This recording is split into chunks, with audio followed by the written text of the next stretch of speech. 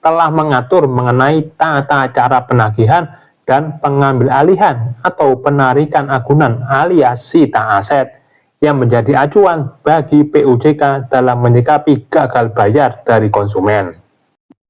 Nah loh, ada kemungkinan besar DC pinjol legal OJK bisa melakukan sita barang atau sita aset untuk menutupi hutang yang lama tidak terbayar. Jadi, tidak semudah itu ya efek galbay.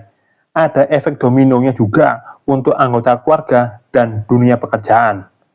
Saran saya, bagi sobat bajul yang masih sedikit koleksi aplikasi pinjolnya dan masih kecil nominalnya, jangan galbay.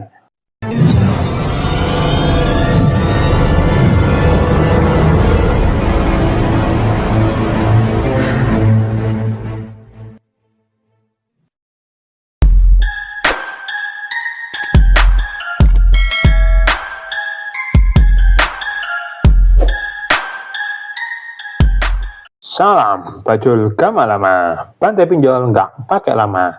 Apa kabar sobat bajul yang pada persiapan OTW galbay? Fenomena tren galbay gagal bayar pinjol makin meluas di Indonesia. Banyak nasabah pinjol mencari cara untuk hindari pembayaran. Bahkan di medsos, media sosial, baik itu Facebook, TikTok maupun YouTube, banyak sekali bermunculan panduan atau tutorial tentang cara gagal bayar pinjol dengan aman, termasuk channel Bajul Gama Lama ini. Menanggapi tren ini, Otoritas Jasa Keuangan atau OJK menegaskan, setiap konsumen wajib melunasi utang sesuai kesepakatan dengan penyedia layanan keuangan.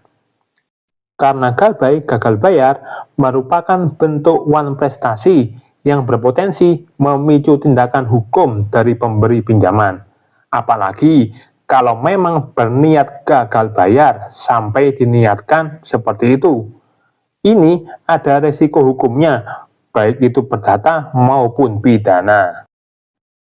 Iya, galbay gagal bayar bisa mengarah ke pidana dan sudah banyak nasabah pinjol masuk penjara gara-gara galbay. Kok bisa?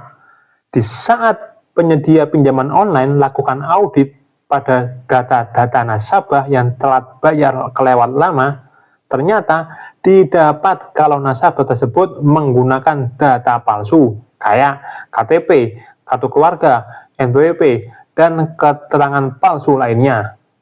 Ini diindikasikan sebagai suatu bentuk niat kejahatan yang terencana, alias sengaja pengen bobol pinjol. Kalau sobat bajul saat pengajuan pinjol legal OJK pakai data atau berkas asli, ya tidak perlu khawatir, tinggal kasih alasan yang masuk akal, otomatis hanya bersifat hukum perdata, alias uang prestasi. Lah emang tidak ada dana kok buat bayar, mau maksa gimana coba?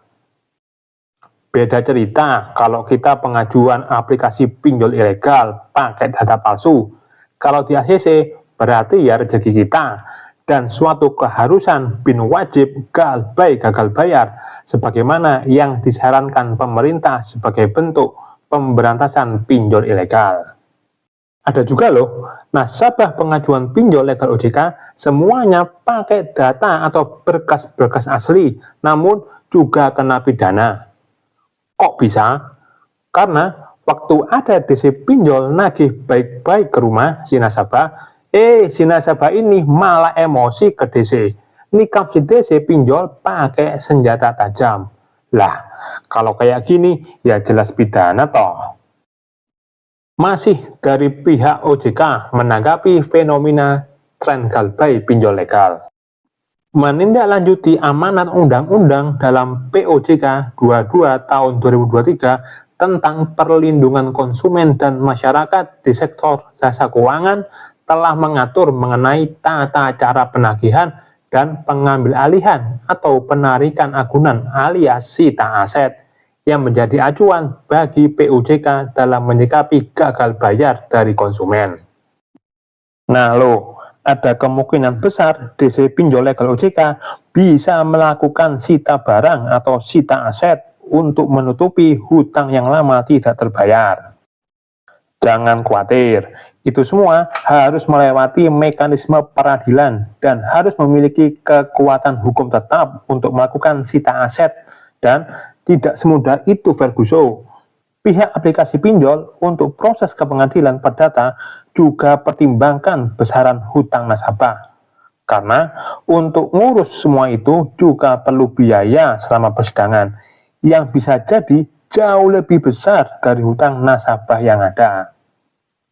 Menurut OJK, resiko galbay yang pengaruhi skor kredit slik OJK selain menyebabkan tidak bisa ngajuin pinjaman lagi di seluruh lembaga keuangan, juga sebabkan nasabah galbay susah diterima di perusahaan saat lamar kerja.